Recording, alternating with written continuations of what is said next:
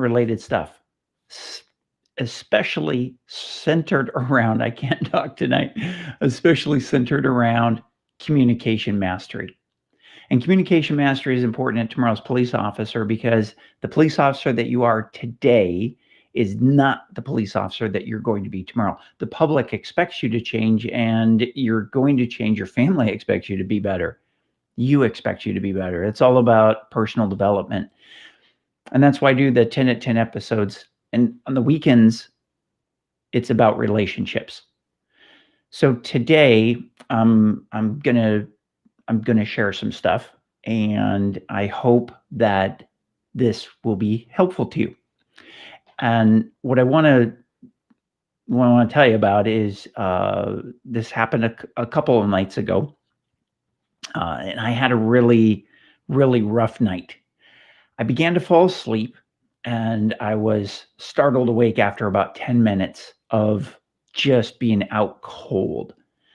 It was one of those nights where I was really tired. Hadn't slept well earlier in the week. I don't know why. I don't know what was going on, but I hadn't. And this night I was set up for a great night of sleep.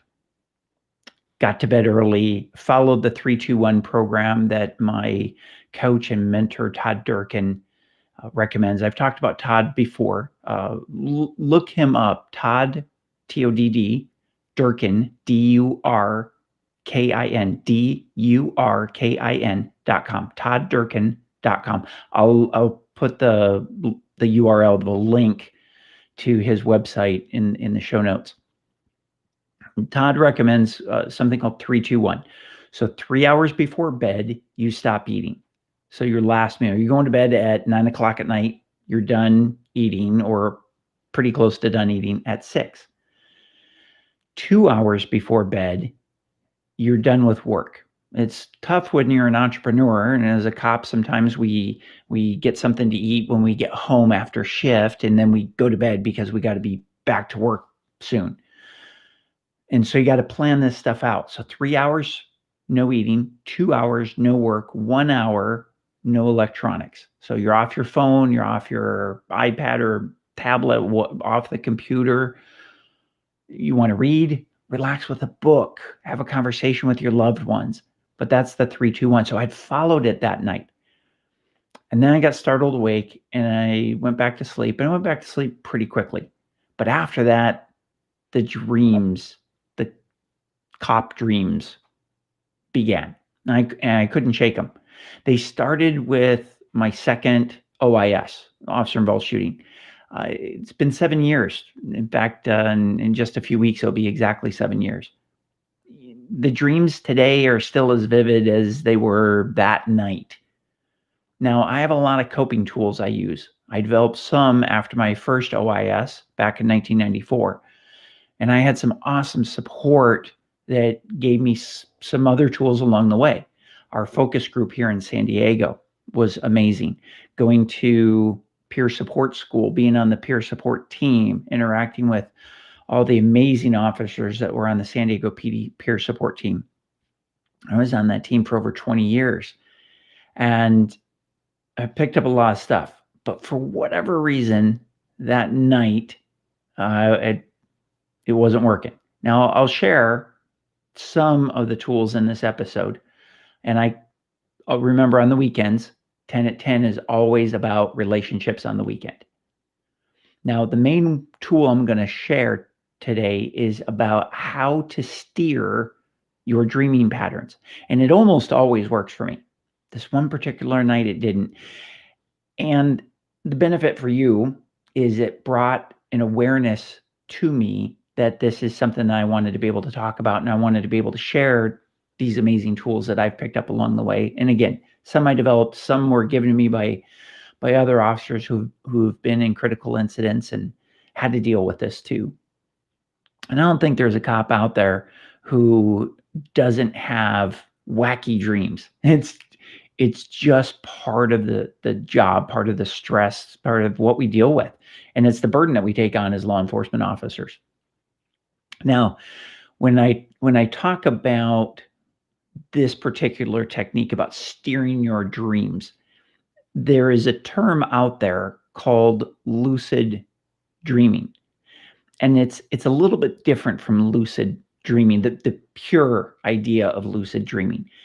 It's in the same vein, though. So if you look up and do some research on lucid dreaming, you're going to find out that it's right along the same lines as the science behind something called quantum entanglement. And there was a guy by the name of Carl Jung that really started the idea of lucid dreaming.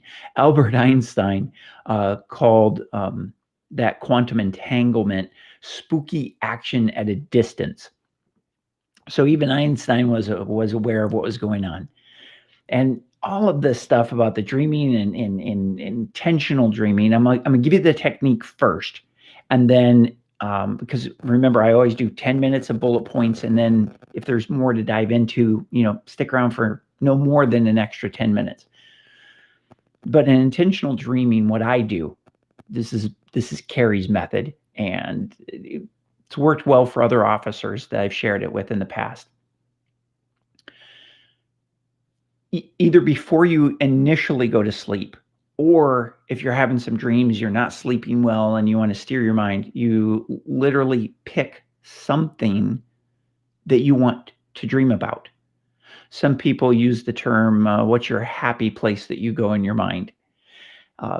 There was a reserve officer. He's a level 3 reserve. I can't remember his name. When I first came on, he was a hypnotist, and he would come and do classes for people who were just starting the academy on self-hypnosis.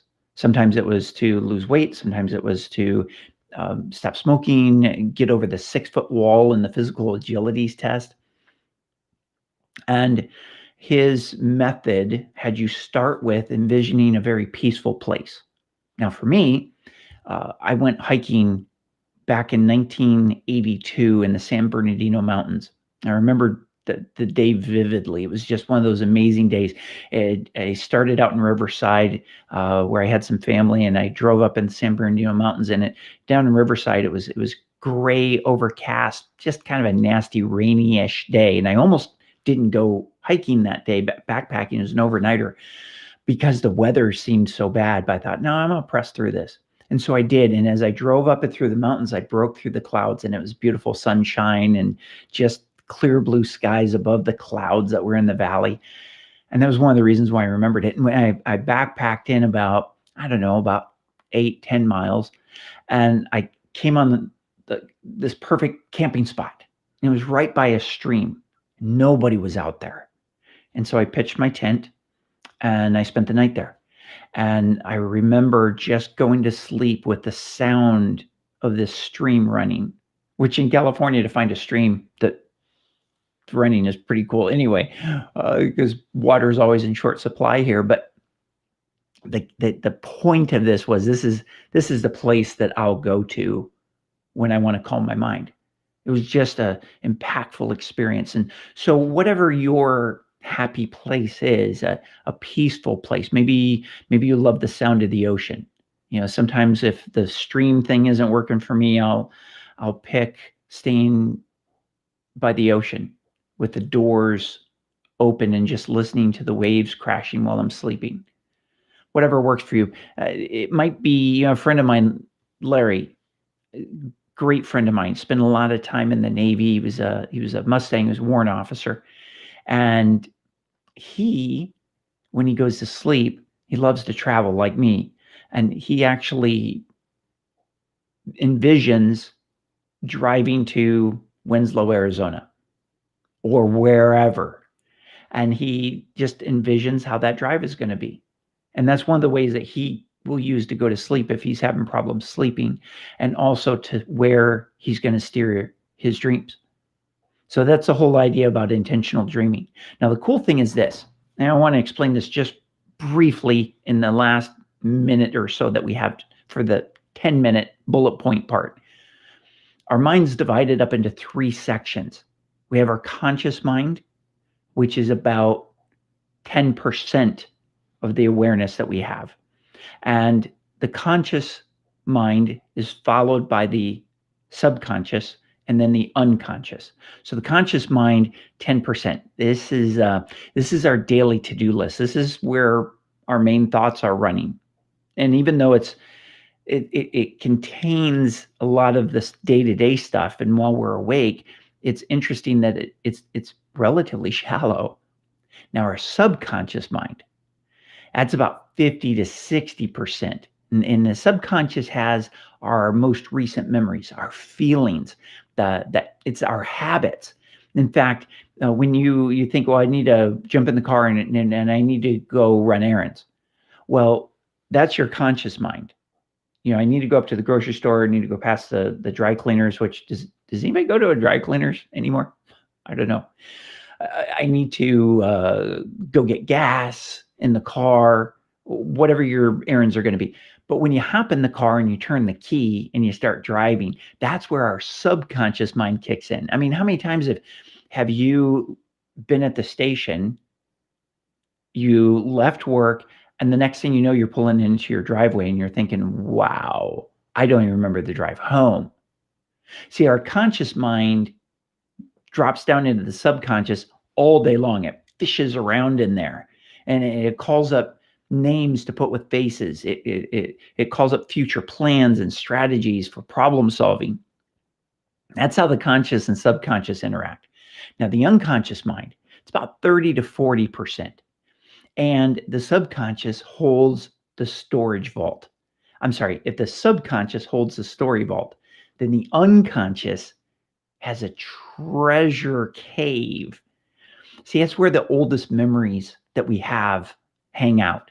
It's our foundational level of knowing. But it's hard to get inside the unconscious without some version of an access card like the one you use at work to get into the building. And in memories, they're often kept locked away in the unconscious because they have pain or trauma. Like when you've been involved in an OIS or a critical incident, you've gone to that dead baby call. And sometimes they're just simply forgotten. They don't have to be painful. They don't have to be traumatic. Sometimes they're just our oldest memories. And these oldest memories, by the way, they form most of our beliefs, our habits, our behaviors. That's where all that stuff comes from. So as we think about intentional dreaming, and again, if you want to use the term lucid dreaming, you can, but mine's different. I pick what I want to dream about. In specificity, being specific about that dream is great. Some people use it to be able to achieve a goal that they have. And they'll dream about it because when you're taking conscious thought into subconscious and then into the unconscious, and you're wrapping the entire brain into it. It's pretty cool stuff.